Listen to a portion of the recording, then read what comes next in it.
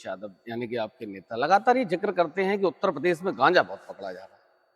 नहीं, जिक्र क्या करते हैं, पकड़ा ही जा रहा और है, पकड़ा मीडिया जा में रहा है, खबरें आ बाद में रही ये भी हैं। कहते थे जाता कहाँ है, ये जा जाता कहाँ कहाँ रहा है, ये मंगा कौन रहा है, इसकी खोज में तो हम लगे हुए हैं। तथ्य और तत्व नजर नहीं आते, ऐसा लगता है कि मूर्ख बना रहे हैं। 8 धर्मों के मानने वाले हमारे देश में रहते हैं। सरकारी ट्यूबवेल और नहर के पानी फ्री कर दिया था। कोरोना आया, इंतजाम होने थे ऑक्सीजन के, दवाई के, इलाज के। मोदी जी ने कहा थाली बजाओ। अंतर्राष्ट्रीय कथावाचक उन्होंने कहा है कि गैस की रोटी खाने से इंसान कमजोर हो। ये अंतर्राष्ट्रीय कथावाचक कैसे हैं? जो रामभद्राचार्य बिना चेला का जगत गुरु है। हमारे मुलायम काशीराम, जोर से बोलो जय श्री राम। और बागेश्वर बाबा धीरेन्द्र शास्त्री, हालांकि आप उनको कुछ और कहते ना हैं। मुझे ये समझ में आज तक नहीं आया उसे बाबा क्यों कहते हैं लोग। तो आप सभी का स्वागत है और इस समय हम हैं दादरी में और आप देख ही सकते हो कि जहां मैं मौजूद हूं, यहाँ पे 29 तारीख को समाजवादी पार्टी का शंखनाद यानी कि 2027 के एकदम शंखनाद होने वाला है। और अगर देखा जाए तो पश्चिमी राजनीति का केंद्र बिंदु समाजवादी पार्टी के तेज तर्रार प्रवक्ता, पत्रकार, साहित्यकार, बहुत सारी उपलब्धियां जुड़ी हुई हैं। राजकुमार भाटी जी हमारे साथ बात करने के लिए उपस्थित है। सर, सबसे पहले आपका स्वागत है हमारे चैनल पर। धन्यवाद। सर, सबसे पहला सवाल, आपकी जो पूरी यात्रा है राजनीतिक, उसकी शुरुआत कहां से हुई? मेरी राजनीतिक यात्रा तो बहुत लंबी है। 1987 से मैं सार्वजनिक जीवन में हूँ। 1987 में मैंने बीए किया था। उसके बाद मैं एक अखबार में रिपोर्टर की नौकरी करने लगा था, बाकायदा वेतनभोगी पत्रकार था जी। और नौकरी करते हुए मैंने एमए किया, बाद में एलएलबी की। और मैं 1995 से राजनीति में भी हूँ। मेरी राजनीति की शुरुआत आंदोलन की राजनीति से रही। हम लोगों ने एक संगठन बनाया था, देहात मोर्चा जी। पश्चिमी उत्तर प्रदेश में उसकी बड़ी धमक होती थी और हमने कई बड़े बड़े आंदोलन किए और उसमें जीत भी हुई, मांगे पूरी हुई हमारी। किसानों को बहुत फायदे कराए, लड़कों के रोजगार के लिए, नौजवानों के लिए लड़े हम, तो उद्योगों में बहुत रोजगार लड़कों को दिलवाए। और फिर 2009 में मैंने समाजवादी पार्टी ज्वाइन की जी। और उस समय से मैं समाजवादी पार्टी में। क्या घटना, क्या इंसिडेंट ऐसा रहा कि आपको समाजवादी विचारधारा का चयन करना पड़ा? नहीं, समाजवादी विचारधारा मेरी शुरू से ही थी। पढ़ते समय से ही मैं लोहिया जी के विचारों से, बाबा साहब के विचारों से, गांधी जी के विचारों से प्रभावित था। और जो हम लोग स्कूल टाइम में भाषण सुनते थे नेताओं के, तो आदमी का माइंडसेट हो जाता है कि अब जैसे हमें आज तक भी हमें बीजेपी के या आरएसएस के लोगों के भाषण समझ में नहीं आते, वो सारे फर्जी लगते हैं, तथ्य और तत्व नजर नहीं आते।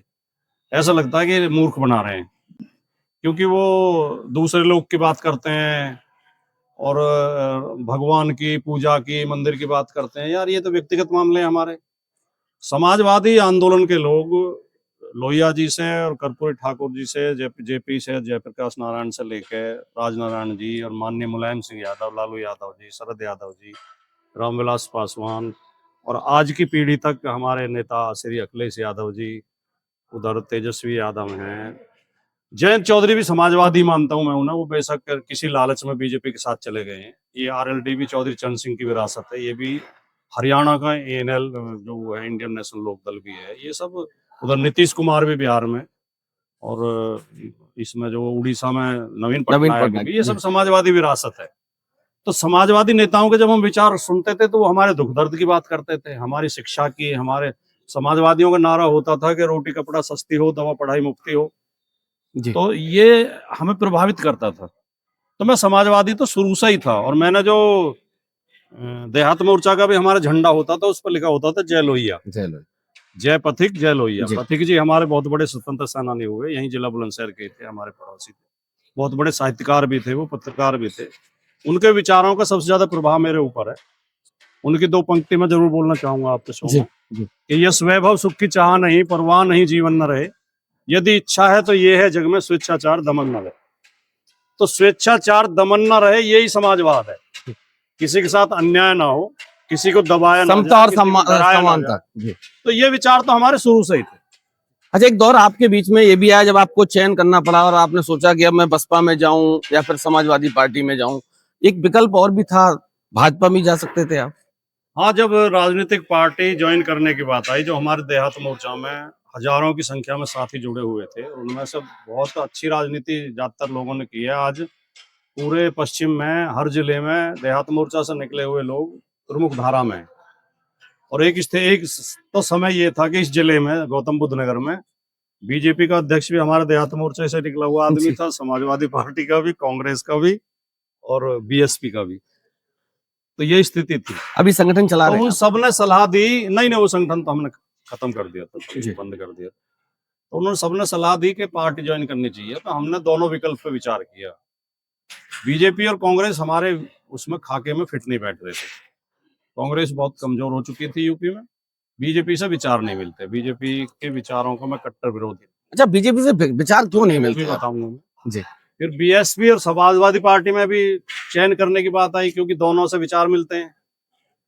तो ये देखा कि बीएसपी के लोग भी बहन जी की आलोचना करते थे, बुराई करते थे, कह रहे तो पैसे लेती है, ये तो हो गई है, मिशन को कमीशन में बदल दिया है।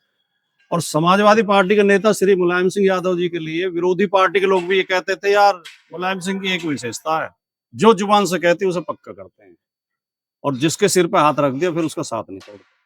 तो फिर हमने सोचा यार एक नेता तो वो जिसके अपनी पार्टी के लोग भी बुराई कर रहे हैं, एक नेता वो जिसकी दूसरी पार्टी के लोग भी प्रशंसा कर रहे हैं। तो हमने समाजवादी पार्टी ज्वाइन की। अब जो आपने बीजेपी का सवाल पूछा, बीजेपी का इसलिए पढ़ना लिखना लाभदायक तो होता ही है, लेकिन कई बार नुकसानदायक भी हो जाता है। अब क्योंकि हमने पढ़ा, इतिहास को ठीक से पढ़ा है, देश की राजनीति को समझा है। आरएसएस की भूमिका हमेशा बहुत देश विरोधी रही है और गद्दारों की भूमिका रही है। अंग्रेजों के टाइम में आरएसएस अंग्रेजों के साथ था, स्वतंत्रता सेनानियों के खिलाफ था। इनके जो प्रधानमंत्री बने अटल बिहारी वाजपेयी, खुद उनकी गवाही पे 2 स्वतंत्रता सेनानियों को सजा हुई थी। तो ये लोग मुखबिरी करते थे, स्वतंत्रता सेनानियों को पकड़वाते थे, फिर उनके खिलाफ गवाही देते थे कोर्ट में। और ये हिंदू मुसलमान करके इस देश की एकता को भंग करना चाहते हैं। ये देश तब आगे बढ़ेगा जब सब धर्म के, सब जाति के लोग एक होकर चलेंगे। 8 धर्मों के मानने वाले हमारे देश में रहते हैं और 6000 जातियां हैं और 100 से ज्यादा भाषाएं हैं, अलग अलग संस्कृतियां, अलग अलग त्योहार, अलग अलग पहनावे। दुनिया में भारत की साख इसलिए है कि ये इतनी भिन्नता होते हुए सब एक हैं। ये इस विविधता में एकता जो है इसे भंग करना चाहते हैं बीजेपी के लोग और आरएसएस के लोग। इसलिए आप कहते हैं एक राष्ट्र, एक ध्वज, एक पता नहीं क्या क्या कहते हैं, और स्वदेशी का नारा देते हैं, जबकि खुद सारी चीज विदेशी है इनकी। आरएसएस की टोपी स्वदेशी नहीं है, भारत में तो काली टोपी नहीं पहनी जाती। आरएसएस की हाफ पैंट विदेशी है, अब तो फुल हो गई। फुल भी हो तो पैंट जो है भारत की वेशभूषा नहीं है। अगर स्वदेशी की बात करते हो तो धोती पहननी चाहिए थी। इनका परिणाम जो है ये हमारा भारतीय परिणाम नहीं है, भारतीय परिणाम तो ये तो मुसोलिनी का परिणाम था, इटली का। इनका जो स्वास्तिक है वो स्वास्तिक भी हिटलर से लेकर आए हैं, जर्मनी से। तो इनकी सारी चीज विदेशी हैं और इनके बच्चे विदेशों में पढ़ रहे हैं। सबके जो बड़े बड़े नेता आरएसएस के, बीजेपी मैं सुन रहा था अभी 2 दिन सबके बच्चे विदेश की यूनिवर्सिटी में पढ़ रहे हैं जी। अपने बच्चों को तो विदेश में पढ़ा के आईएएस अफसर बनाएंगे, और हमारे बच्चों को कहते हैं कि कांवड़ लाओ इसी से उद्धार हो जाएगा। तो उनके हाथ में त्रिशूल और तलवार देना चाहते हैं। उन्हें रामनवमी के जुलूस को भेज देते हैं, मुसलमानों के मोहल्ले में जाओ लड़ो। रामनवमी का जुलूस निकलेगा तो डांस मंदिर के सामने क्यों नहीं करते, मस्जिद के सामने जाकर डांस होगा। तो क्योंकि मैं इनकी असलियत जानता हूं, इसलिए मुझे इस पार्टी से, तो आप पूजा पाठ के विरोधी हैं? केवल विरोध नहीं है, सख्त नफरत है इस पार्टी से और इस संगठन से, आरएसएस से। मुझे सख्त नफरत, पार्टी से भी नफरत है, नफरत। अच्छा, अभी आपने बहुत लंबी फहरिस्त बताई, लालू जी से लेके, नेताजी से लेके, नवीन पटनायक से, बहुत सारे लोगों के आपने जिक्र करा। उस राजनीति में और आज अखिलेश जी की राजनीति में क्या अंतर देखते हैं? अखिलेश जी उनसे अगली पीढ़ी के नेता हैं। तो अखिलेश जी ने जो आधुनिकताएं हैं, जो नई जो रिसर्च हुई है, जो नया ज्ञान है, उसे अपनाया है। और अखिलेश जी उनसे थोड़े आगे बढ़ते दिखाई दे रहे हैं जी। अभी देखिए, अखिलेश जी अभी नए हैं, युवा हैं, अभी लगभग 50 के आसपास हैं। अखिलेश जी जब और थोड़े उनकी उम्र बढ़ेगी और जिम्मेदारियां बढ़ेंगी, अभी वो एक बार मुख्यमंत्री रहे हैं, तो उनका असली व्यक्तित्व सामने आएगा। इनकी उपलब्धियां इतनी बड़ी होंगी और इनका इतनी प्रशंसा की जाएगी कि ये बड़े नेता सिद्ध होंगे समाजवाद। ये प्रयास किया है कि पूरा रिकॉर्ड तोड़ देंगे अभी तक समाजवादी पार्टी का। देखिए, ये जो रैली की पृष्ठभूमि है वो ये है कि मैंने ये संकल्प लिया था कि पश्चिमी उत्तर प्रदेश में समाजवादी पार्टी को कमजोर माना जाता है और उसमें थोड़ी बहुत सच्चाई भी है जी। तो मैं पश्चिमी उत्तर प्रदेश में पार्टी को मजबूत करने के लिए काम करूंगा जी। और उसमें पश्चिमी उत्तर प्रदेश में गुर्जर समाज की संख्या बहुत ज्यादा है जी। और अब पिछले 2 चुनाव में गुर्जर समाज ने बीजेपी को ज्यादा वोट दिया, बीजेपी के साथ रहे, तो मैंने उसमें भी फोकस गुर्जर समाज पर किया, क्योंकि हमारे मुस्लिम भाई तो समाजवादी पार्टी को वोट देते हैं। पिछले चुनाव में 95% वोट मिला है, यादव भी ज्यादा संख्या में देते हैं। तो जो समाज वोट नहीं दे रहे या कम दे रहे हैं, हम उन्हें जोड़ेंगे तो पार्टी मजबूत होगी नहीं। तो मैंने ये इस सिलसिले में अगस्त महीने से जगह जगह चौपाल लगानी शुरू की थी, लोगों को मुद्दे समझाए, और इसमें काफी अच्छा रेस्पॉन्स भी मिला, लोग समझ रहे हैं और जुड़ रहे हैं। फिर जब हमने इसके आखिर में जब रैली की बात की, डेट मांगी, और मैंने राष्ट्रीय अध्यक्ष जी से बात की, अखिलेश यादव जी से, तो उन्होंने कहा कि ये रैली हम इनके बजट के बाद करेंगे और 27 के चुनाव की शुरुआत यहीं से करेंगे। तो शुरू में ये योजना नहीं थी, शुरू में तो बल्कि हमारी रैली ये नवंबर में होनी थी, 9 नवंबर की डेट भी तय हो चुकी थी जी। उस बीच में बिहार के विधानसभा चुनाव घोषणा होगी, तो अध्यक्ष जी ने कहा कि अभी थोड़ा इसे पीछे हटा दो, फिर SIR की प्रक्रिया शुरू होगी, तो इसलिए ये अब जो है यहाँ मार्च तक पहुंची है। तो अब क्योंकि चुनाव नजदीक है, तो अब राष्ट्रीय अध्यक्ष जी ने खुद ये घोषणा की है कि ये हमारा 27 के चुनाव की शुरुआत होगी, 27 का शंखनाद होगा, यहीं से शुरुआत हो जाएगी। कितनी भीड़ जुटाने की योजना है? भीड़ इतनी होगी कि ये रिकॉर्ड तोड़ रैली होगी। पश्चिमी उत्तर प्रदेश में इतनी बड़ी रैली हुई नहीं है। ये जो आप मैदान देख रहे हो, इसे दिखाओ भाई चारों तरफ, इसे मैदान को दिखाओ। इस मैदान में लोग आएंगे नहीं, इससे जितने लोग अंदर होंगे उससे दुगने लोग बाहर होंगे सड़क पर। मतलब ये आपका इसलिए हम दावा है? बाहर स्क्रीन लगवा रहे हैं ताकि लोग वहीं अध्यक्ष जी का भाषण सुनते रहें, कोई अव्यवस्था ना फैले, और हमारे कई सौ वॉलंटियर व्यवस्था संभालने में लगेंगे। ये इतनी बड़ी रैली होगी, आप देखोगे इसमें लोग, और स्वतः स्फूर्त रैली हो रही है ये। हम ना कोई किराए के वाहन दे रहे हैं, ना कहीं से किराए की भीड़ आ रही है। जो लोग खुद चल के आ रहे हैं, अपनी गाड़ी लेके आ रहे हैं, अपना तेल डाल के, वो लोग होंगे यहाँ। अक्सर रैली में तो देखा जाता है कि बसें लगाई जाती हैं, हाँ, गाड़ियां दी बीजेपी की जाती तो हैं, ऐसे ही पैसा होती भी है। दिया नहीं, जाता है। बीजेपी की तो ऐसी होती है। अच्छा, अभी देखिए, सुनिए, 28 तारीख को जी भाई क्या, हाँ, प्रधानमंत्री जी जेवर में रैली कर रहे हैं। हमारे पड़ोस में ही जेवर है, यहाँ से 40 किलोमीटर दूर जहाँ रैली है उनकी। सारे सरकारी टीचर, सरकारी प्राइवेट सारे टीचर्स की, सारे सेक्रेटरीज की जो ब्लॉक में होते हैं, सारे पटवारियों की, सारे आंगनबाड़ी कार्यकर्ताओं की, सबकी ड्यूटी लगाई गई है। सारी रोडवेज की बसें ले ली जाती हैं, प्राइवेट बसें भी RTO जबरदस्ती ले लेते हैं। अभी मैं कल के अखबार में पढ़ रहा था, गाजियाबाद के DM ने 800 बसें हायर की हैं। मतलब हायर क्या किए हैं? एक्वायर किए हैं। ठीक है, पैसा तो देते ही नहीं है, हायर तो जब कहेंगे जब पैसा देंगे। 800 बसें जब गाजियाबाद जिले से भर के आ रही हैं, रैली है गौतम बुद्ध नगर जिले में, तो इतनी बुलंदशहर से आ रही होंगी। सरकारी संसाधनों का दुरुपयोग होता है, और वो जो लेबर चौक से उन्हें 500-500 रुपए दे के लेबर को बैठा के ले आते हैं। स्कूल कॉलेजों को स्टूडेंट छुट्टी करा दी जाती है, स्टूडेंट को फूस के ले जाते हैं। वो लोग वहां बैठे बैठे उपवास ही लेते रहते हैं, और एक बार हाजिरी लगा के वापस चले आते हैं। उनका कोई इंटरेस्ट नहीं होता इनके भाषण में। इस रैली में आप यहाँ देखेंगे कि लोग खुद चल के आएंगे, और एक एक शब्द को ऐसे सुनेंगे। आप देखना, उस दिन आप कवर करना, और आप लोगों से पूछना भी मेरी चुनौती है कि आप कहाँ से आए हो, कैसे आए हो। कोई आदमी आपको ये कहता हुआ नहीं मिलेगा कि हमें गाड़ी में बैठा के लाया गया है या हम कोई लेके आया, हमें कहेंगे हम अपने आप आए हैं। अध्यक्ष जी, अच्छा, ये हमारे जिला अध्यक्ष जी हैं सुधीर भाटी जी, ये भी आ गए हैं जी। बीजेपी की रैली जो 28 तारीख को हो रही है, आपको कुछ तनाव है, कुछ डर है? ना, काहे का तनाव? कुछ तनाव नहीं है। बीजेपी को हम अब कुछ समझ ही नहीं रहे, मतलब आप कुछ समझ ही नहीं रहे। इतने कमजोर लोगों से क्या तनाव होना, क्या डरना। तीसरी बार सत्ता में है, तीसरी बार केंद्र में 9 साल का प्रदेश में कार्यकाल केंद्र में। देखिए, सुनिए, हमने बीजेपी को हरा दिया उत्तर प्रदेश में। बीजेपी की 33 सीटें आई, हमारी 37 आई।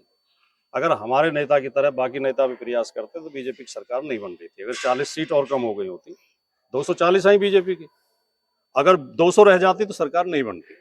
और 200 भी ना रहती अगर ये नीतीश कुमार को और चंद्रबाबू नायडू को रोक लेते। अब उसमें मुझसे ये मत कहलवाना कि उसकी गलती किसकी रही, वो आपको भी पता है। उन्हें रोक लेते तो भी सरकार नहीं बनती। तो बीजेपी को तो हम हरा चुके 24 में, और अब 27 में यूपी में हराएंगे, और इतनी बुरी तरह हराएंगे। आप 12 के चुनाव में विधानसभा में बीजेपी को मात्र 47 सीट मिली थी। 47 नहीं, समाजवादी पार्टी को 47 ही हमें मिली थी, लेकिन 12 में 47 बीजेपी को भी 47 मिली थी।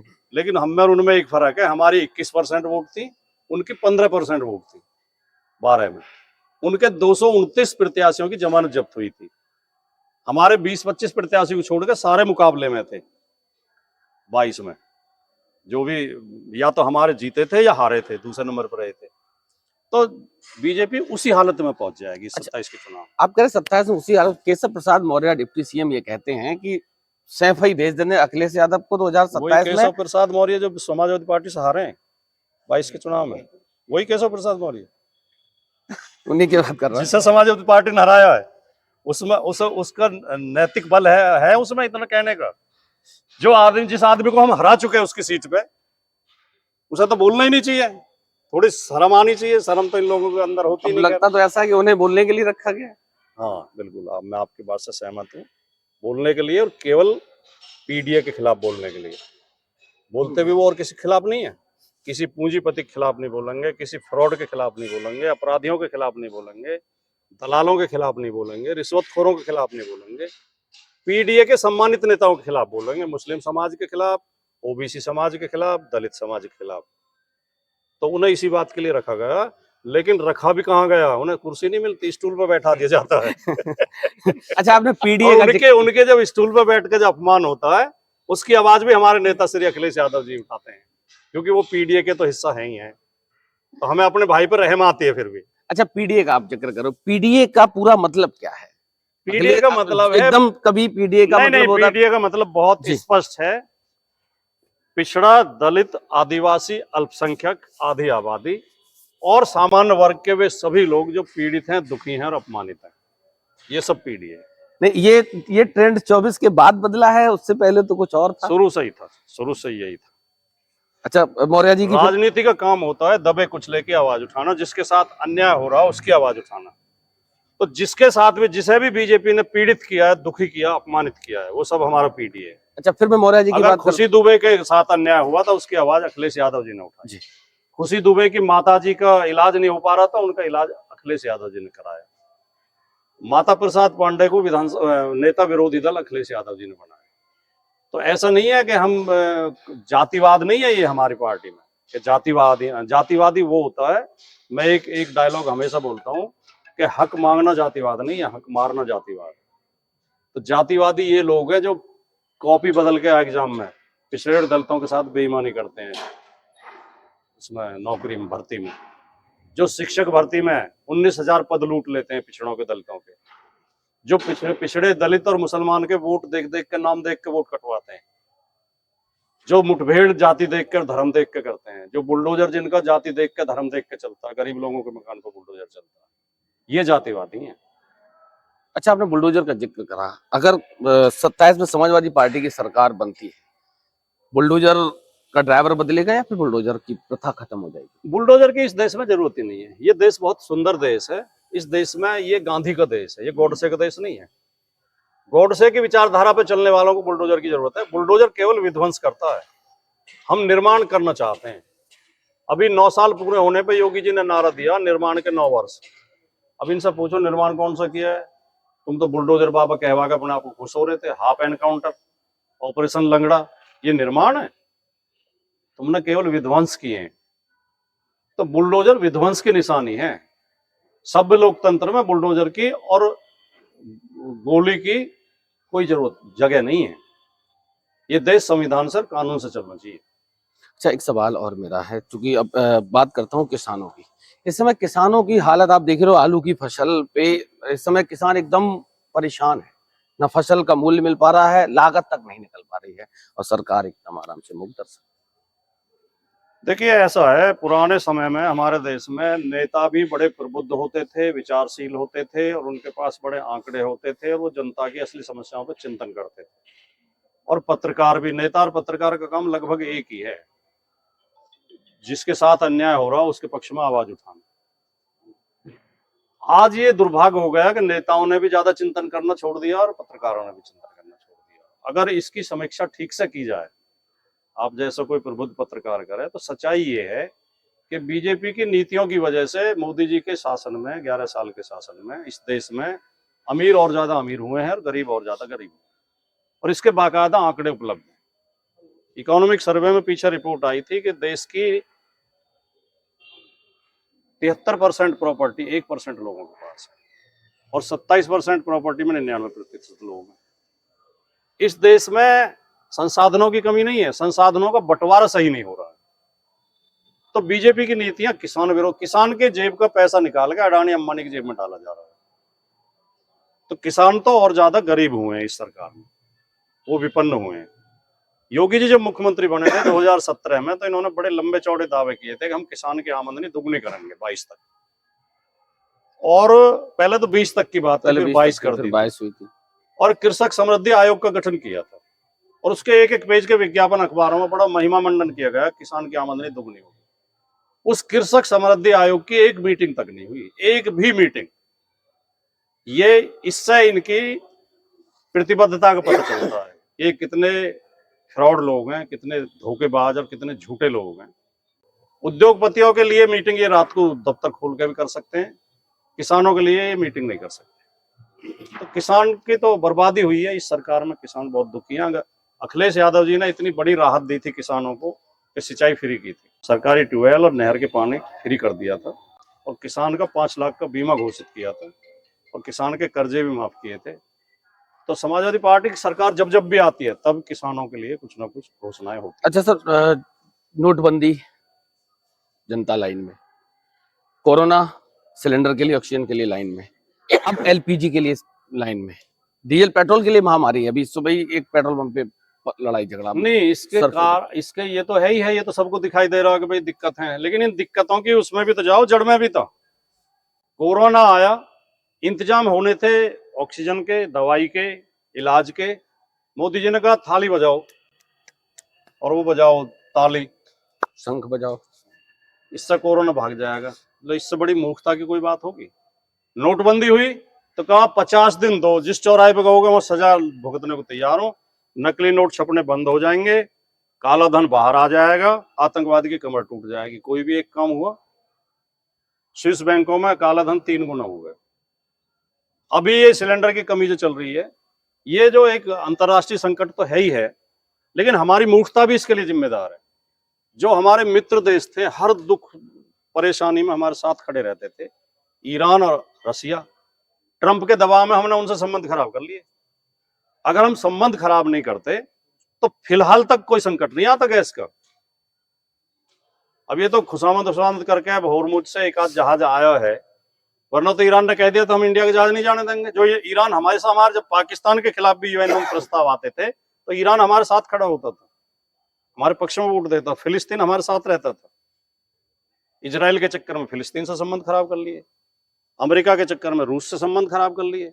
71 में जब अमेरिका ने अपना जहाजी बेड़ा उतार दिया था पाकिस्तान के समर्थन में, तो रूस ने अपना जहाजी बेड़ा भेज दिया था कि अगर आप आओगे तो हम भारत की तरफ से आएंगे। तो ऐसा मित्र हमारा देश, उससे संबंध खराब कर लिए। तो ये संकट जो है, ये वर्तमान शासकों की मूर्खता की वजह से। अच्छा, इसी संकट पे देवकीनंदन ठाकुर, आप जानते हो, अंतर्राष्ट्रीय कथावाचक, उन्होंने कहा है कि गैस की रोटी खाने से इंसान कमजोर होता है। ये अंतर्राष्ट्रीय कथावाचक कैसे हैं? कौन कथा सुनता है? वो लिखते हैं जर्मनी में, रूस में, उसमें ब्राजील में, फ्रांस में, कौन सुनता है इनकी कथा? और ये दुर्भाग्य ये भी एक हमारा, ऐसे ऐसे जो है, क्या शब्द इस्तेमाल करूं मैं, उल्लू टाइप लोगों को जो श्रद्धा की, मतलब इस देश में जो नहीं अब हो क्या रहा है, हर बुद्धिजीवी गाली खा रहा है, हर मूर्ख की पूजा हो रही है। बुद्धिजीवी सारे डरे हुए हैं, संशय से भरे हुए हैं, और मूर्ख सारे आत्मविश्वास में है। सरकार उन्हें सुरक्षा दे रही है। देखा नहीं है पुलिस लाइन में वो करा दिया, वो परेड करा दी, उनसे क्या होते हैं, गार्ड ऑफ ऑनर दे दिया, गार्ड ऑफ ऑनर करा दिया एक उसके लिए। ये पहली बात तो घोर जातिवादी लोग हैं, और फिर शुद्ध राजनीतिक लोग हैं। ये सब बीजेपी के प्रकोष्ठ हैं। इनकी कथाओं में आप देखो, बीच बीच में बीजेपी का प्रचार चलता है, मोदी की तारीफ करेंगे, योगी की तारीफ करेंगे। इनका जो सबसे बड़ा गुरु है, जो अपना आपको विश्व गुरु कहता है, जो बिना उसका जो क्या कहते हैं, जगत गुरु रामभद्राचार्य, बिना चेला का जगत गुरु है। चेला एक नहीं है, वैसा जगत गुरु है। उसने तो नारा लगा दिया था अपनी कथा में, मरे मुलायम काशीराम, जोर से बोलो जय श्री राम। काशीराम मुलायम मर गए, तुम नहीं मरोगे, तुम अमर आए हो। तो जो ऐसी भद्दी भाषा बोलते हो पार्टियों के विरोध में, और एक पार्टी की चमचागिरी करते हो, वो कथावाचन तो खैर एक कला है, वो हो सकता है कथावाचकता हूँ, लेकिन इन्हें संत नहीं कह सकते, ना इन्हें कोई जगत गुरु, धर्म गुरु या वो कह सकते हैं। अच्छा, शंकराचार्य और मुक्तेश्वर, उनके उस पे आता हूँ, पूरा प्रकरण आपने देखा किस तरीके से पूरी साजिश हुई, उन्हें फंसाने का पूरा प्रयास किया गया, बदनाम करने का प्रयास किया गया। उसके बाद सबसे बड़ी बात कि उनसे प्रमाण पत्र मांग लिया गया शंकराचार्य। नहीं, ये बात हम पिछले 10 साल से कहते आ रहे थे, वो अब शंकराचार्य प्रकरण में सिद्ध हो गई। मेरी डिबेट में, बहुत डिबेट में आपको ये बात सुनने को मिल जाएगी कि भारतीय जनता पार्टी उस आदमी को हिंदू ही मानने को तैयार नहीं है जो इनका विरोध करता हो, जो इन्हें वोट न देता हो। वो ना तो हिंदू है, ना भारतीय है, ना देशभक्त है। तो हमें तो चलो, हम थोड़ी पूजा पाठ कम करते होंगे, चलो हमें इसलिए मान ले। तो शंकराचार्य को भी हिंदू मानने को तैयार नहीं है, जो हिंदुओं के सबसे बड़े पूज्य माने जाते हैं और श्रद्धा की नजर से देखा जाता है उन्हें। भाजपा कह रही है कि आप राजनीतिक तो रोटियां सेक रहे हैं। क्योंकि शंकराचार्य ने योगी जी से सवाल पूछ लिया और मांस की जो हत्या। तस्करी हो रही है उस पर सवाल उठा दिया, गौ रक्षा की मांग कर दी, उनके खिलाफ पॉक्सो एक्ट में फर्जी मुकदमा दर्ज करा दिया। मुकदमा भी किसने दर्ज कराया? जो खुद हिस्ट्री सीटर है, जिस खिलाफ 20 मुकदमे हैं। अपहरण से लेके बहुत सारे मुकदमे। हाँ, तो ये तो इनकी, अब इससे तो इन्हें बहुत नुकसान हुआ। आम आदमी भी ये सोचने पे विवश हुआ कि समाजवादी पार्टी ठीक कह रही थी, ये लोग तो अपनी वोट के लिए काम कर रहे हैं, इनका धर्म वरम से कोई मतलब नहीं। अच्छा, एक और हिंदू युवराज हैं जो समय समय पे यात्राएं निकालते रहते हैं, और बागेश्वर बाबा धीरेन्द्र शास्त्री, हालांकि आप उनको कुछ और कहते ना, हैं। मुझे ये समझ में आज तक नहीं आया उसे बाबा क्यों कहते हैं लोग, मुझे आप समझा दो। भाई ठीक है, धीरेन्द्र शास्त्री कहो, धीरेन्द्र नाम है उसका, शास्त्री उसने लगा रखी है, हालांकि डिग्री विग्री तो नहीं है शायद उसके पास शास्त्री की, मुझे कंफर्म नहीं, लेकिन मुझे लगता है नहीं, क्योंकि उसकी भाषा से वो लगता नहीं पढ़ा लिखा होगा। लेकिन बाबा क्यों कहते हैं उसे, बाबा कैसे मतलब हो गया? वो तो बागेश्वर बाबा के नाम से प्रसिद्ध है एकदम। पता नहीं क्यों प्रसिद्ध है, हम तो देखो ना, कोई कहते हैं तो वो कहते रहो, लेकिन मैं तो इसलिए नहीं मानता कि मुझे तुक्की समझ में नहीं आती। अब धीरेन्द्र शास्त्री की तो एक बात पर्याप्त है कहने के लिए कि ये दावा करते हैं अपने उसमें आश्रम में कि मैं गंभीर से गंभीर बीमारी का इलाज कर देता हूँ, कैंसर तक का इलाज का ही दावा करते हैं। और जब ये यात्रा निकाल रहे थे तो इसे बुखार हो गया बीच में, थर्मोमीटर मुंह में लगाए, सारे उसमें वीडियो टीवी पे और सारे अखबारों में फोटो आए, तो डॉक्टर से ही दवाई ली उसने। तो जो मंत्र तुम दूसरों पर छोड़ रहे हो, अपने बुखार भी नहीं उतार सकते उस मंत्र से। कुंडली सबकी निकाल। तो इसका मतलब झूठा आदमी है, ये सिद्ध हो गया। अच्छा, महंगाई देश में बढ़ रही है, बाबा रामदेव ने ये कहा है कि देश की जनता समझ नहीं पा रही है, महंगाई है तभी तो कमाई है। रामदेव की तो तभी कमाई है भाई, उसकी दवाई महंगी बिकेंगी, उसका च्यवनप्राश महंगा बिकेगा। गौमूत्र बेच रहा जो आदमी, ये दूध नहीं बिक रहा हमारा, तो हमारे भैंस का दूध ठीक से नहीं बिकता, पूरी कीमत नहीं मिल रही उसकी, अगले का मूत्र बिक रहा है, तो उसके तो मजे आ ही रहे। बाकी वो भी चेला मोदी जी का ही है। मोदी जी ने कहा था एनवायरमेंट चेंज नहीं हुआ है, हम ही चेंज हो गए हैं। सुना आपने बयान मोदी जी का? मोदी जी कह रहे थे ग्लोबल वार्मिंग कोई समस्या नहीं है, ग्लोबल वार्मिंग नहीं हुई है, हम कमजोर हो गए, हमें गर्मी सहन नहीं हो रही। तो जो आदमी ये बात करता, नाली गैस से चाय बनवा देते हैं वो। अच्छा, प्रधानमंत्री जी का अच्छा, प्रधानमंत्री जी का आप जिक्र कर रहे हैं, उन्होंने कहा कि हम नॉन बायोलॉजिकल हैं। क्या आप क्या मानते हैं? ये देश ये ऐसी बात भी सुन लेता है, मैं तो इस पर आश्चर्यचकित हूँ। और देश तो सुने ना सुने, मीडिया सुन लेता है। उस एंकर की हिम्मत नहीं हुई है पूछने की नॉन बायोलॉजिकल कैसे हो, उस एंकर की हिम्मत नहीं हुई। ये जो गोदी एंकर हैं, इनकी हालत ये हो गई है कि लोकसभा चुनाव से पहले मोदी जी के मुंह से किसी पिनक में निकल गई एक दिन ऐसे ही कि अब की बार 400 पार, पिनक में ही निकल गई, वो कोई आंकड़ा नहीं था। तो मीडिया पूरे चुनाव यही चिल्लाता रहा अब की बार 400 पार, और 400 ही पार कराता रहा। सारे सर्वे, सारे ओपिनियन पोल घुमा फिरा के 400 ही सीट देते रहे मोदी जी। यूपी में हमें 4-5 सीट दे रहे थे और मोदी जी को दे रहे थे 74-75 सीट, 76। और आई क्या, बहुत शर्मिंदगी की बात है, मीडिया का स्तर इतना गिर गया है इस देश के। क्योंकि मैं खुद भी पत्रकार रहा हूं और मैंने वो पत्रकार देखे हैं, मैंने एसपी सिंह की पत्रकारिता देखी है, प्रभाष जोशी की पत्रकारिता देखी है। प्रभाष जोशी क्या प्रखर लिखते थे, और ढेरों पत्रकार हैं, वो थे अपने उदयन शर्मा थे, मस्तराम कपूर थे। और आज क्या हो गए पता नहीं, पत्रकारिता का मतलब हो गया सरकार की जी हजूरी करना, चमचागिरी करना।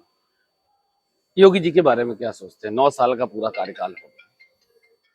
नहीं, योगी जी से मेरे दो विनम्र निवेदन है। उन उन तक तो मेरी बात, पता नहीं आपका चैनल देखेंगे नहीं देखेंगे, तो उनको कोई चेला चपाटा पहुंचा दे उन तक ये बात, कि वो हमारे ऊपर परिवारवाद का आरोप ना लगाएगा ना, क्योंकि वो खुद परिवारवाद की उपज है। इनके चाचा कृपाल सिंह बिष्ट गोरखपुर पीठ के महंत थे, तो वो अपने भतीजे को उत्तराखंड से ले आए, अजय सिंह बिष्ट को, और अजय सिंह बिष्ट को अपनी जगह महंत बना दिया, उन्हें ही अपनी जगह सांसद बना दिया। वही अजय सिंह बिष्ट आज योगी आदित्यनाथ हैं, और कृपाल सिंह बिष्ट महंत अवैधनाथ थे। तो जो आदमी खुद परिवारवाद की देन है, हमारा नेता तो कम से कम अपने गांव में तो है, अपने प्रदेश में। तुम तो दूसरे प्रदेश से आके बने हो। अगर तुम्हारे चाचा कृपाल सिंह बिष्ट यहाँ ना होते तो तुम्हें कौन पूछता है उत्तर प्रदेश में। समाजवादी पार्टी के राष्ट्रीय अध्यक्ष अखिलेश यादव यानी कि आपके नेता लगातार ये जिक्र करते हैं कि उत्तर प्रदेश में गांजा बहुत पकड़ा जा रहा है। जिक्र क्या करते हैं, पकड़ा ही जा रहा है, पकड़ा जा रहा है, बाद में ये भी कहते थे जाता कहाँ है, ये जा जाता कहाँ है, ये मंगा कौन रहा है, इसकी खोज में तो हम लगे हुए हैं। कोई तो है जो इसे पीता होगा, जो सुट्टा मारता होगा, और सुट्टा मार के फिर उल्टा सीधा बकता होगा कुछ। उस आदमी खोज हम भी कर रहे हैं। और ज्यादातर पकड़ा कहाँ जा रहा है, गोरखपुर के आसपास के जिलों में पकड़ा गया। तो गोरखपुर की तरफ जा रहा होगा, लेकिन जा किसके लिए रहा था ये अभी पता नहीं चला। अच्छा नेताजी, आपके नेता ये भी कहते हैं कि जिस मुख्यमंत्री आवास से टोंटी निकली थी, समय बदलेगा, दौर बदलेगा तो उसी आवाज से चिलम भी निकलेगी। देखिए, टोटी वाला प्रकरण, दो तीन प्रकरण तो ऐसे हैं जो मीडिया की कमजोरी की वजह से जनता, मतलब पब्लिक डोमेन में आ पाए, वरना मीडिया को ये वहीं बैरिकेड लगा देना चाहिए, तो वहीं रोक देना चाहिए। जैसे एक आलू से सोना बनाने वाली बात, राहुल गांधी ने कहा था कि परसों मोदी जी ये कह के गए थे कि ऐसी मशीन लगाऊंगा, इधर से आलू डालोगे, उधर से सोना निकलेगा। आगे के तो काट दिया और उसे राहुल गांधी के नाम से प्रचारित कर दिया, और सारे चैनलों पर कहते हैं, कोई एंकर टोकता नहीं, रोकता नहीं, ठीक है ना।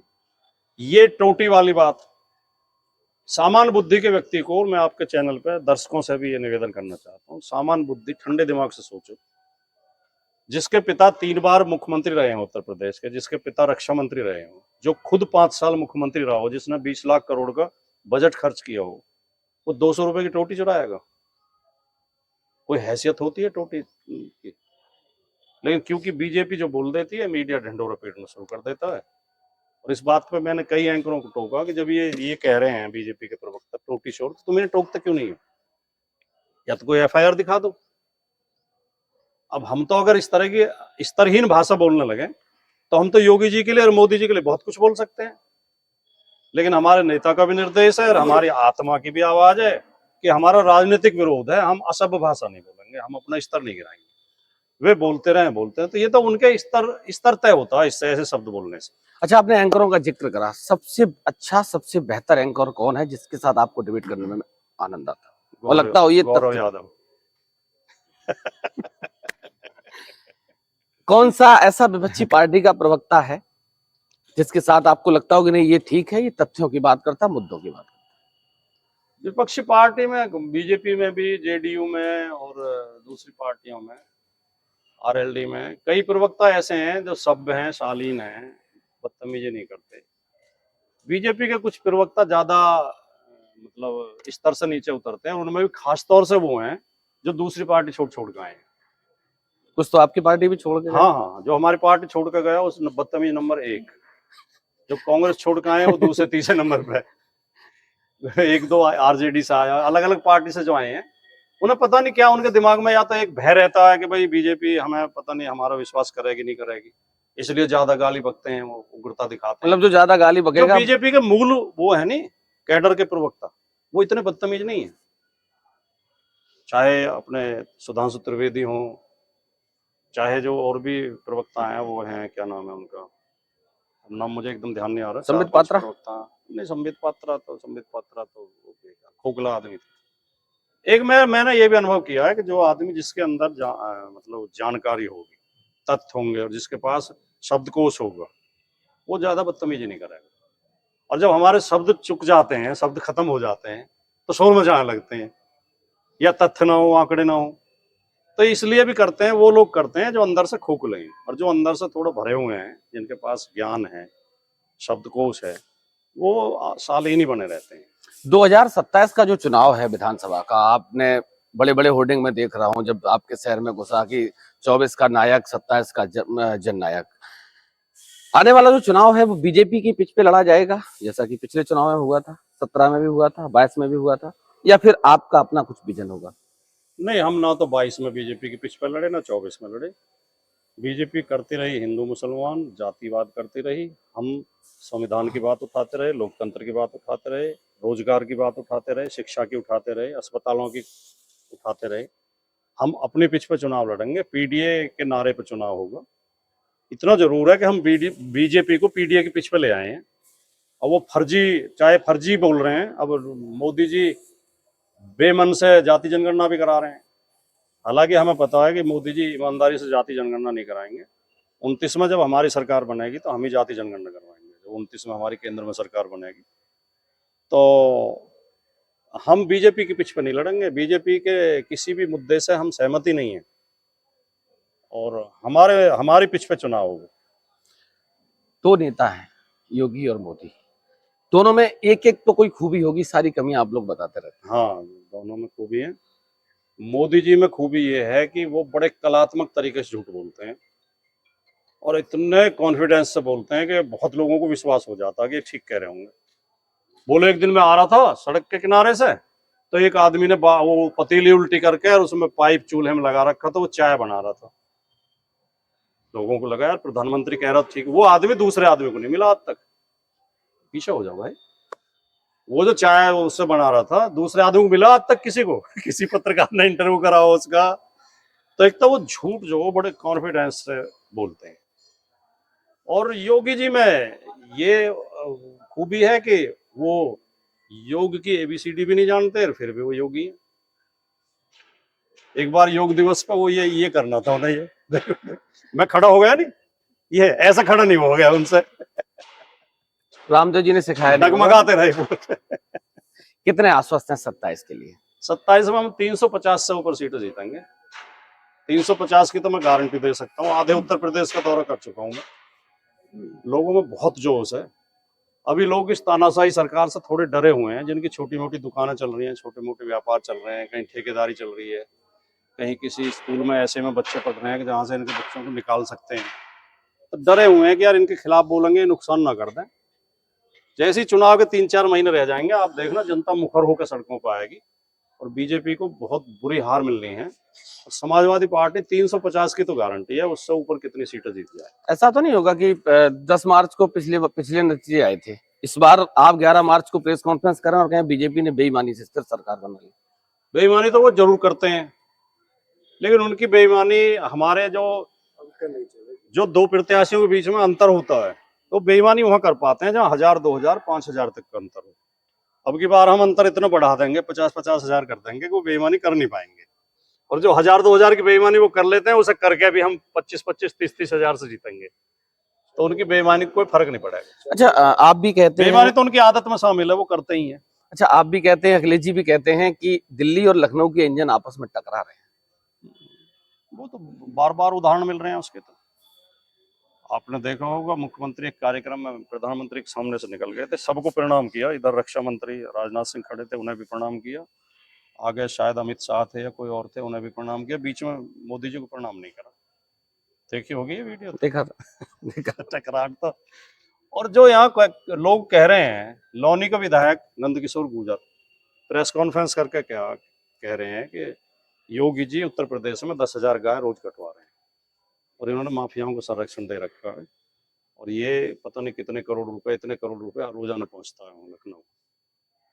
तो ये एक विधायक की हिम्मत है, अगर दिल्ली से उसके सिर पर हाथ नहीं होगा। ये नंदकिशोर गुर्जर के मुंह से अमित शाह बोल रहे हैं और एक नंदकिशोर नहीं, हर जिले में बीजेपी के लोग योगी जी के खिलाफ बोल रहे हैं। वो सब ऊपर के इशारे से बोल रहे हैं। ओम प्रकाश राजभर, ओम प्रकाश राजभर 2-2.5 जिले के नेता हैं, उनके बारे में ठीक आदमी है, वैसे कोई ज्यादा खराब आदमी नहीं है। अपने समाज की आवाज उठा रहे हैं। वो अल्टा पलटी भी अपने समाज के लिए ही करते रहते हैं कि भाई समाज को जहां से लाभ मिले। फिर आएंगे आपके साथ, बातचीत हुई है? ये जो 4-5-6 पार्टी हैं, एक 2-2 जिलों की और एक जाति की, बिना किसी का नाम लिए मैं कह रहा हूँ, ये सब दुखी हैं। इन्हें बीजेपी ने ऐसे फंदे में फंसा लिया है। संजय निषाद रोते हुए देखे होंगे हाँ, आपने अभी एक वीडियो 2 में। दिन पहले का वाक्य। और 1-2 हफ्ता रुको, ये सब रोते हुए मिलेंगे आप। इनके सबके रोने के दिन आ रहे हैं। अच्छा, अनुप्रिया पटेल और उनके पति अनुप्रिया अभी पटेल मुखर होकर बहुत सरकार दुखी के है, खिलाफ बहुत बोल रहे दुखी थे, है। फिर एकदम मामला शांत हो गया। अनुप्रिया पटेल ओबीसी आरक्षण में लूट हुई, उसमें खूब बोली। और उनके पति तो कह रहे थे मैं मुझे एसटीएफ से खतरा है, एसटीएफ मुझे गोली मार सकती है। तो ये तक नौबत है अगर, तो मतभेद तो साफ जाहिर है। अच्छा, यूपी में 2 लड़कों की जोड़ी, अखिलेश जी, राहुल जी। जब भी पार्लियामेंट में कोई भी घटनाक्रम होता है, भारतीय जनता पार्टी के सांसद जब भी राहुल गांधी पे कोई टिप्पणी करते हैं, सबसे आगे अखिलेश यादव खड़े दिखाई देते हैं, कांग्रेसी बहुत पीछे छूट जाती अखिलेश यादव अब इस देश के सभी पीड़ित, दुखी, अपमानित लोगों के नेता बन चुके हैं। हर पीड़ित की आवाज अखिलेश यादव जी उठाएंगे, चाहे वो राहुल गांधी हो और चाहे वो रिक्शे वाला हो। है। प्रधानमंत्री को किसको आप देखना चाहते हैं, राहुल गांधी या अखिलेश यादव? अखिलेश जी खुद कह चुके हैं कि इस बार मैं प्रधानमंत्री की दौड़ में नहीं हूँ, लेकिन मैं ये जरूर आपसे गारंटी से कह सकता हूँ कि एक दिन आएगा जब अखिलेश जी प्रधानमंत्री बनेंगे। बनेंगे। हाँ, 29 में नहीं बनेंगे तो आगे बनेंगे। शिवपाल सिंह यादव जी की भूमिका क्या देखते हैं आप, चूंकि 2017-22 का चुनाव आपने बहुत करीब से देखा है? शिवपाल यादव जी हमारे बहुत आदरणीय हैं और सब उनके प्रति श्रद्धा का भाव रखते हैं, पूरे पार्टी कार्यकर्ता, और उनकी जमीन पर पकड़ है। और वो एक एक विधानसभा से परिचित हैं और वो पूरी तरह समाजवादी पार्टी को मजबूत करने में लगे हुए हैं। उनका हमें बहुत लाभ मिलेगा और समाजवादी पार्टी को मजबूती मिलेगी। अच्छा, एक सर आखिरी सवाल और आपसे है। एक लेटर जारी वायरल हो रहा है इस समय सोशल मीडिया, वो फेक है क्या है, क्योंकि आप बेहतर बता सकते हैं। ये जो रैली है, ये जो कार्यक्रम है, वो सिर्फ और सिर्फ गुर्जर समाज की, ना इसमें ना पीडीए की। ना ना वो लेटर तो मैंने देखा नहीं है। देखिए, मैंने आपको शुरू में ही जब बातचीत शुरू हुई तभी बताया था कि हमने पश्चिमी उत्तर प्रदेश को मजबूत करने के लिए, और उसमें क्योंकि मैं खुद गुर्जर समाज से आता हूं, तो हमने पहले अपने समाज को जोड़ना चाहिए। अगर हम अपने समाज को जोड़ ना पाए तो दूसरे लोग ये नहीं कहेंगे कि तुम अपने लोगों को जोड़ नहीं पा रहे। तो हमने पहले मीटिंग गुर्जर समाज में ही की थी। और लेकिन ये इरादा हमारा कभी नहीं था कि एक समाज की रैली रहेगी। इसे हम नाम दे रहे थे पीडीए भाईचारा रैली। फिर राष्ट्रीय अध्यक्ष जी ने खुद कह के इसका नाम रखवाया समाजवादी समानता भाईचारा रैली। और जो इसके लिए संचालन समिति बनाई गई है, पार्टी ने जो बनाई है प्रबंध देखने के लिए, उसमें सारे गुर्जर हैं, क्योंकि ये क्षेत्र गुर्जरों का, गुर्जर बहुल क्षेत्र है। ये कॉलेज जिसमें हम खड़े हैं, ये गुर्जर समाज का कॉलेज है। और तो मैनेजमेंट हम कर रहे हैं, लेकिन आ सब लोग रहे हैं, सबका स्वागत सत्कार है। उस दिन आपको मंच पे आप देखेंगे हर वर्ग के नेता बैठे मिलेंगे, और रैली में अंदर भी हर वर्ग के लोग होंगे। ये एक समाज की या एक जाति की रैली नहीं है, सबकी रैली है, समाजवादी पार्टी की रैली। सारे लोग यहाँ उपस्थित रहे। सारे लोग रहेंगे। अच्छा, एक चीज और मैं जानना चाह रहा हूँ आपसे, क्योंकि आप लगातार दौरा कर रहे हैं, इस बार जो संभावनाएं हैं, पूर्वांचल हमेशा से आपकी पार्टी मजबूत रही है। अभी मैंने बिहार का चुनाव कवर करा था, तो बिहार से जब मैं उधर से आ रहा था, क्योंकि बिहार का चुनाव मैंने कवर करा लगभग 1 महीने वहां रहा, एसआईआर का एक बहुत बड़ा मुद्दा रहा वहां। अब आपका आरोप यह है कि एसआईआर आनंद फानन में किया गया, हमारे 65 लाख वोट काट दिए गए। इस बार जो एसआईआर उत्तर प्रदेश में हुआ है, उसमें आपके साथ क्या घटना?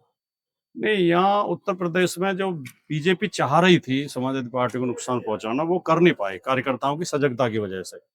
हमारे जो पीडीए प्रहरी एक एक बूथ पे मजबूती से खड़े हो गए, और खास तौर से मुस्लिम यादव और उसके बाद बाकी ओबीसी निशाने पे थे। तो मुस्लिम समाज में ये भय पहले से ही था कि हमारे वोट कटेंगे कल को, फिर हमारी नागरिकता छिनेगी। तो उन्होंने दौड़ दौड़ के सबसे पहले फार्म भरकर अपने ठीक करा लिए, और बाकी ओबीसी ने भी करा लिए। तो वोट जो कटे हैं ज्यादा बीजेपी के कटे हैं शहरी क्षेत्रों में। हमें इससे कोई नुकसान नहीं हुआ अब तक के एसआईआर की प्रक्रिया से। राजकुमार भाटी चुनाव लड़ेंगे? नहीं, मैं 2027 नहीं लड़ रहा हूँ। मैंने राष्ट्रीय अध्यक्ष जी से कह दिया है, मैं 140 सीटों पर प्रचार करूंगा। मैं एक सीट तक सीमित रहना नहीं चाहता इस चुनाव में। सरकार बनेगी तो क्या? नहीं, ये तो हम तो कार्यकर्ता हैं पार्टी के। अब सरकार बनेगी, पता नहीं क्या होगा, भविष्य किसने देखा है। लाल बत्ती में घूमेंगे? नहीं, कहने किसी के में बैठ जाया करेंगे, हमारे बहुत दोस्त मंत्री बनेंगे।